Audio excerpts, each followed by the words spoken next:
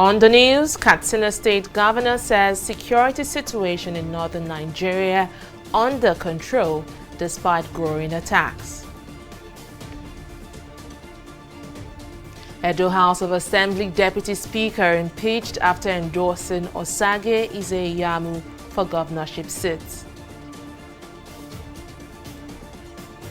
And Lebanon orders arrest of port officials as investigation into cause of Beirut explosion continues.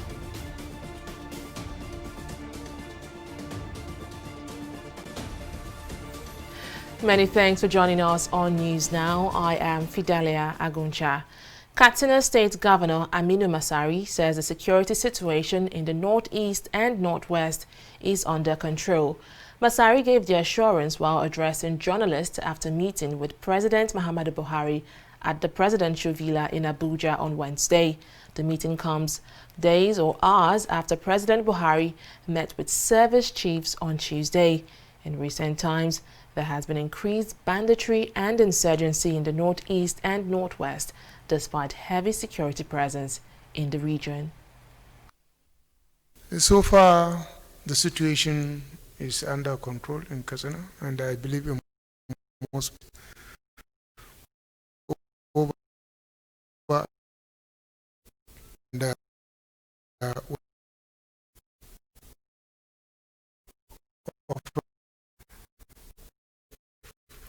on ground. Northwestern part of this central is a vast forest area and unfriendly terrain. So especially now you are running season moving with heavy military equipment.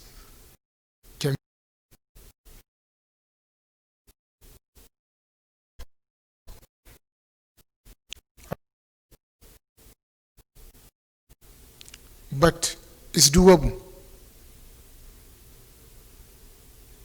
No situation is impossible, especially to a willing and determined mind. So I do believe that we can conquer these bandits and stop them from hibernating into something else. Well, from security, let's now talk politics. Just days after endorsing Osage Izeyamu as his preferred candidate in the forthcoming Edo governorship election, Deputy Speaker of the State House of Assembly Yakini Idiaye has been impeached. Idiaye was impeached on Wednesday during a plenary session of the Assembly in Benin City, the state capital.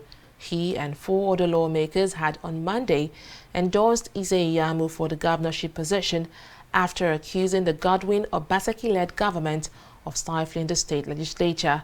Meanwhile, Roland Asoro, representing Ohionwa 2 constituency, has been elected as the new Deputy Speaker of the House.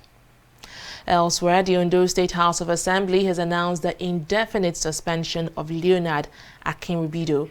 The lawmaker representing Ondo West Constituency 2-1 in the House was suspended over gross misconduct and use of vulgar words. The 3 members of the House, including our Deputy Speaker Iroju Ogundeji, were suspended last month for the same offense. Akinribido is the only member of the Zenith Labour Party ZLP in the Ondo State House of Assembly. Well, staying in the southwest, the Lagos state government has revoked the 2018 land use charge as part of measures to reduce financial pressure on residents of the state. Rabiu Olowo, the state finance commissioner, who confirmed the development, said the land use charges for 2017, 2018 and 2019 have also been waived. According to him, the cost of land use charge has been reviewed to pre-2018 rate, while the 2018 method of valuation was upheld. He further explained that in addition to the reintroduction of the 15% early payment discount, an additional COVID-19 incentive of 10% will be granted on the total amount payable. This makes the total discount for early payment 25% if payment is made before the due date. Human rights activist and journalist Agba Jalingo has been arrested alongside 18 other persons following a protest in the Ikeja area of Lagos State. The protest organized by the Revolution Now movement was dispersed by armed police officials who fired tear gas at the crowd. Our correspondent Abuja was there and now reports. It's exactly 1 year since the Revolution Now protesters in their numbers troop out, staging simultaneous protests across the country, demanding good governance from the Buhari-led administration. Tagged the National Day of Action, this set of protesters are back on the streets of Lagos to celebrate the anniversary of the 2019 protest, which was hijacked by security men, leading to several arrests, including that of the convener, Omoyele Sowore. At the early hours of Wednesday, the protesters begin to assemble at the Ikeja under-bridge area of Lagos, carrying placards bearing different inscriptions, decrying the dilapidated state of infrastructure and social welfareism amidst the pandemic. Since the March, August 5, 2019, Nigeria has gone further down the hill. Yes. Even before coronavirus came, nothing was working. The only song we keep hearing from them is that they want to increase electricity tariff. They want to privatize water, so that with our stolen money they will buy the water, and just like electricity, we will not even be able to access water again. They said they have even introduced tax on house rent. Yes, so VAT. Even though price of petrol don't go down for one market, they increase fuel price. When COVID-19 came, No palliative. in other parts of the world, they paid them $1,000 into their account every month. They gave everybody food. They will bring the food to your doorpost. For Nigeria, inside lockdown, they were even demolishing people's houses inside lockdown. The governor said he want to introduce 25,000 to do corona tests for children who want to school. If not that the parents of those children came out, it will have been the end of education for many children. Because those who have 3 or 4 children, they will not be able to pay that money. And many children will not go back. And that will be the end forever. That is why we must continue to fight. The Ogun State parents, they send a signal to all of us that the only way we can get anything done with these people is to do what? Fight! Barely 15 minutes into the protest, some armed police officers arrived at the scene to hijack the demonstration. The police fired tear gas to disperse the strong-willed protesters who resisted the attack and continued protesting. This is a country that has a hard-working masses, but yet there's nothing to show for. Enough of all this looting and corruption. What we demand for in this country is free education at all levels, qualitative health care. Enough of this price hacking in fuel and tariff, NEPA tariff. This is what I can say. Get our flyers and know what we are for. We are not a violent organization. We are not a violent organization, but the government of the day wants us to be violent, but we're not going to be violent. It is not the first time the Revolution Now protest would be disrupted by the armed forces. It was a similar scenario for this group across the country where the protests were held. Recall that the leader of the group, Omoyele Sowore, a former presidential candidate, was also detained for about 3 months on account of treasonable felony before his release, following calls from concerned bodies. Abisola Adebayo, TV360, Lagos. Elsewhere in Abuja, more than 60 Revolution Now protesters were arrested by security agents for violating the territory's COVID-19 guidelines. The protesters were later freed after charges were filed against them. Tunjioye reports. The Revolution Now protest in the Federal Capital Territory did not end well as expected. The protest was initially scheduled to hold here at the Unity Fountain, but the presence of heavily armed security agencies thwarted the rally. The protesters eventually gathered at Bega area of the city, where they hurriedly addressed the media. Nigeria is currently in a state of emergency. Our country has been reduced to a surrender situation. Absolutely. And we cannot continue like this. Absolutely. And this is the reason why we all have come out today. We've shown our displeasure to let the Nigerian government understand that there's a need for us to have sincere change. If you have a government who has its neck well screwed on its shoulder, if you have a government that is serious about the welfare of the people, by now the service chiefs would have been removed. By now a lot of things would have been overhauled in this country. There's a need for us to have a conscious political revolution. Absolutely. There's a need for us to have change of leadership. Absolutely. There's a need for us to have people who have clear focus, absolutely, who have passion and welfare of the interest of the people in their heart to take over leadership. Fulani herdsmen are taking over people's belongings and properties, terrorizing people all over the country. Whereas education is in shambles in this country. Whereas health is in total mess in this country. Whereas citizens cannot feed as there is high-level poverty all over the country.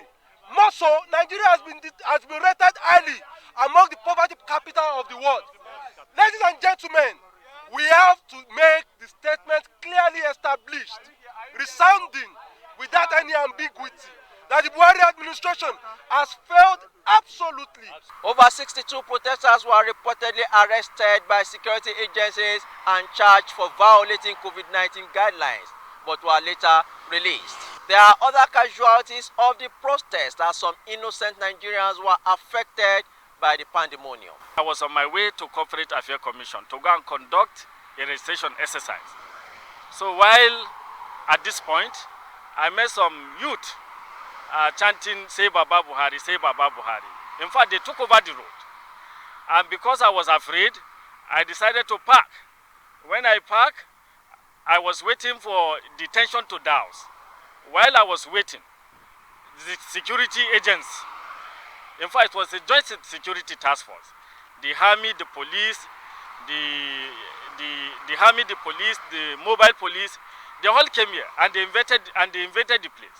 So I entered my car. I was at the verge of driving off, and in fact, one of the soldiers came and smashed my bar screen, my car bar screen. In fact, that was not enough. He came to the front screen again and smashed it. And I told him, what is my business with you? Why are you doing all this thing? In fact, one was even threatening me that, in fact, they are licensed to kill, that if I do not conduct myself with civility, I will be killed. To our greatest surprise, we were all beating us, driving us all around the town. They broke my phone, and the rest. I didn't expect this from the security apparatus. My boys called me that there is problem in the office. I'm the owner of this car stand.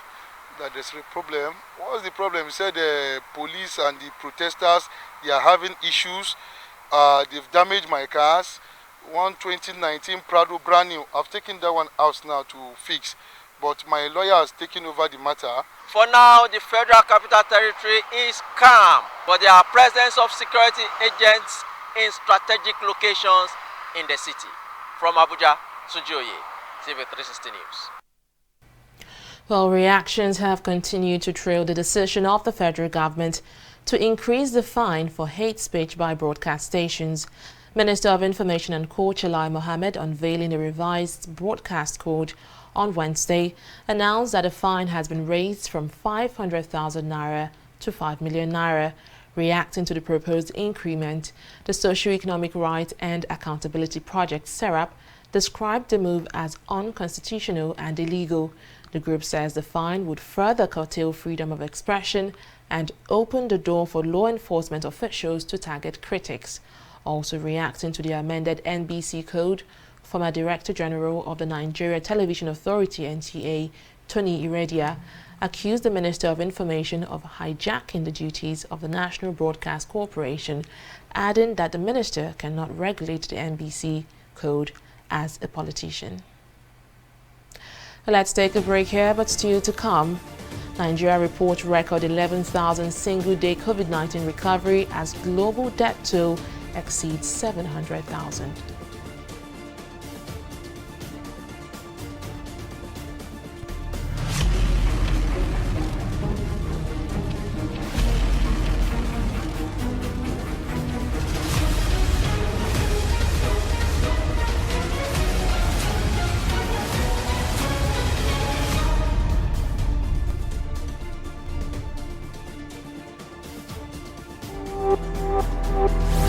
believe this corruption? You know, if you touch black man, if you like, gather the whole Niger, come together, make them cough. Nothing. Which one you want? Give me V&D. I beg, get small pieces. How much you want to give her? Give me 200. Take your change now. You don't want your change?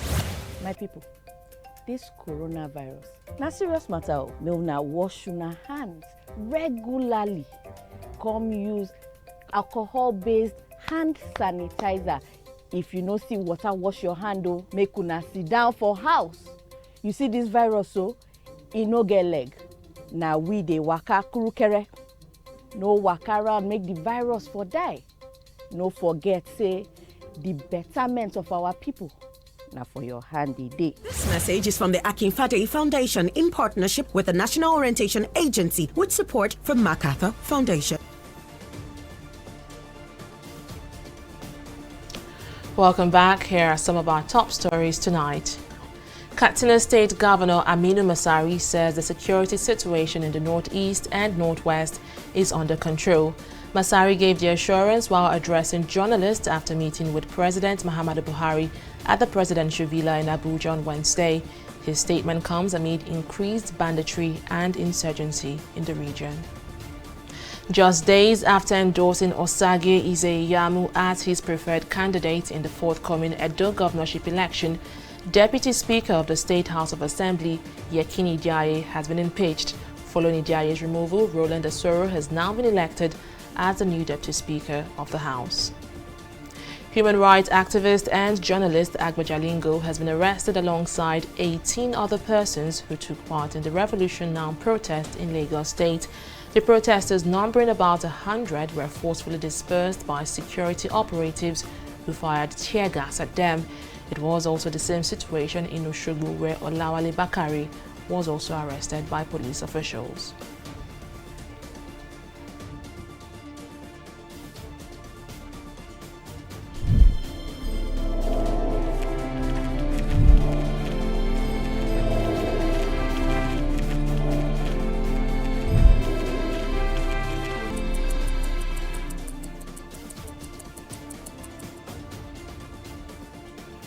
Well, let's now shift focus to the latest development in the COVID-19 pandemic. Global coronavirus cases has exceeded 18,400,000, with a death toll now above 701,000. Well, this is as Nigeria's recovery toll recorded a massive hike on Tuesday, moving from 20,662 to 31,851. Meanwhile, Nigeria's total tally has risen to 44,433, with the emergence of 304 new cases. Confirming the new cases, the Nigeria Center for Disease Control also revealed that 14 new deaths were recorded in the last 24 hours to push the fatality toll to 910. 306 Nigerians have arrived the country from the United Arab Emirates on Wednesday. The Nigerians in Diaspora Commission, NIDCOM, said the returnees arrived at the Nnamdi Azikiwe International Airport at about 8 a.m. It adds that although the evacuees have tested negative to COVID-19, they will be undergoing mandatory self-isolation in line with guidelines from the Presidential Task Force and Nigeria Center for Disease Control, NCDC. The World Health Organization says it will be deploying 43 experts from various fields to support the COVID-19 outbreak response management in South Africa. In a statement released by the WHO, the first team of experts will arrive the country on Wednesday. A total of 43 senior experts from across the globe, including renowned specialist David Heyman and a seasoned infectious disease epidemiologist and public health expert Mike Ryan, are among the team that will assist the country to refine its efforts against the pandemic. The WHO stated that these deployments have emanated from continued discussions between South Africa's Minister of Health and the WHO. It adds that with South Africa now among the top 5 of the world's most affected countries, it is critical to strengthen its COVID-19 response. Meanwhile, the World Health Organization says it is unrealistic to expect large crowds at sport events this year in countries suffering from community-level transmission of the coronavirus pandemic. The WHO Emergencies Director Michael Ryan said this in a live social media chat on Wednesday. This is coming as some football authorities discuss plans to gradually allow fans into stadium during matches. Large crowds of 40, 50, 60,000 people is not just the risk of being in the stadium, it's the risk of going to the stadium, the public transport, the bars and the clubs. Imagine all the problems we have now with nightclubs and bars, and you squeeze all that together into a 4 or 5 hour experience where thousands of people go on the same public transport to a venue, get involved in the social aspects before a game, be involved in the game, and then all of the social aspects after. In the context of community transmission, that could be disastrous. Now, we have seen in countries like New Zealand have reopened venues, and they have brought crowds back, and they've done that safely. In places like Japan, for example, with their baseball, I think, and sumo, they have limited crowds, and they have a selection of fans coming, and everyone gets the golden ticket. And we may have to expect that as the thing opens up, that we go from having no one at the games to maybe having 1,000 people at the game to 2,000, and we're just going to have to accept that we move step by step by step. We all want sport back. We all want our festivals back. My daughters are particularly upset because the Palio Festival is cancelled here in Switzerland, and they fly over. They would love to fly from Ireland to be part of that. So, you know, everyone is impacted by this, and we all want to get back to our normal lives. But we're just going to have to be careful for a good bit longer, and I don't know. We really have to be honest with people. It's very unrealistic in countries with community transmission that we're going to be seeing large gatherings like that this year. It's really unrealistic at this point. There are certain circumstances in which things can happen in countries that have really got very good control, but right now it's hard to see those fully reopened venues. Still to come is news from the world of business. After this break, stay with us.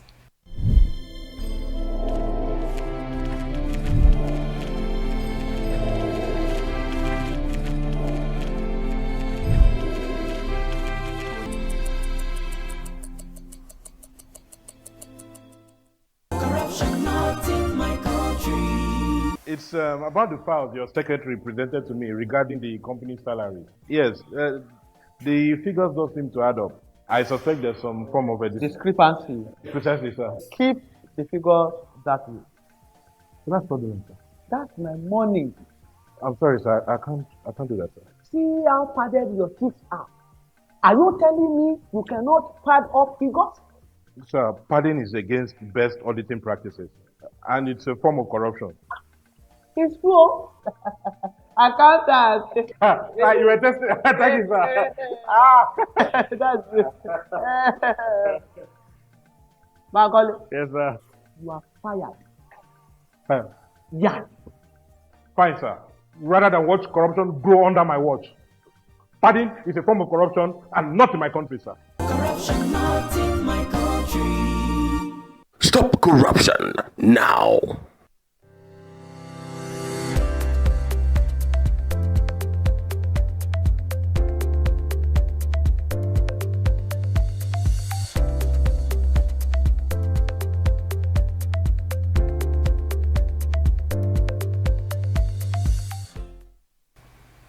Welcome back. Let's now join Oyin Adekunle, who is standing by with the latest developments in the world of business. Thank you very much, Fidelia, and welcome to the business segment of the news.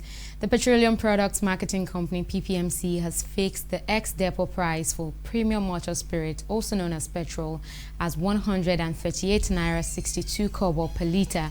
According to a memo issued by the PPMC, a downstream subsidiary of the Nigerian National Petroleum Corporation, the new price will take effect from today, August 5th, 2020.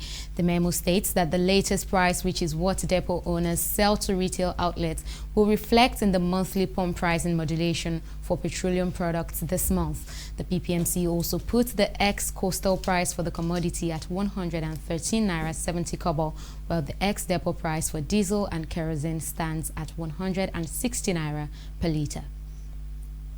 And China is becoming apprehensive about releasing loans to Nigeria following probes by the National Assembly on loans earlier released to Nigeria by the Asian nation. Minister of Transportation Rotimi Amechi and the Minister of Justice and Attorney General of the Federation Abubakar Malami said this in a live television program on Tuesday. Both ministers argued that Nigeria's sovereignty was not at risk in the country's loan agreements with China, as recently claimed by the National Assembly. Amechi said the probe by the National Assembly had made some Chinese to think Nigeria was probing the loan agreements in order not to repay the about $2 billion so far collected from China. We'll take a pause here and return with Stock Market Review. Don't go away.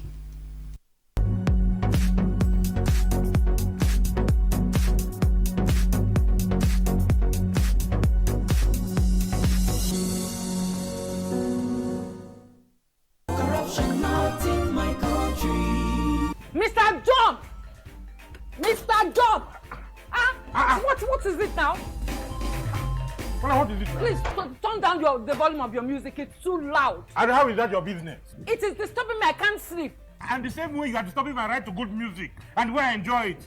What's wrong with you? Is there another person complaining? Maybe we thought that you have lost your mind. Are you having a party? I'm just respecting you, sir. You remember, I paid my husband too. You will not understand why we are complaining because you do not care about other people except yourself. Look, the transformation we need in this country begins in this compound. Yes, now. From you, and I. This, your selfishness is an offshoot of corruption.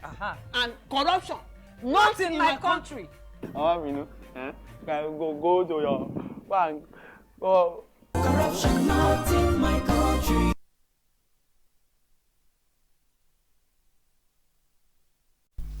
The NSE edged higher in midweek trading, up by 0.16% as market cap jumped from 12.959 trillion naira to close the day at 12.979 trillion naira.